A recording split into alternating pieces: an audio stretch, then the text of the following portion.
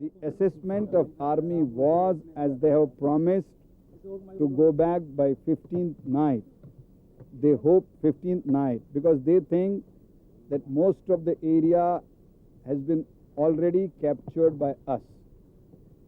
They are there in very little area, and there are signs that they are going back. They have been given time up to 15th midnight. So 16th morning, this their so-called operation retreat might conclude. Then it will take couple of days for army to patrol and see, and then they only can give a final report. There was heavy shelling from the Pakistani side yesterday evening also, and despite the withdrawal, As far as our side is concerned, we are not only depending upon withdrawal. The army thinks that there are withdrawal symptoms, but at the same time, our armed forces are alert, and our objective is to drive all intruders out of our land.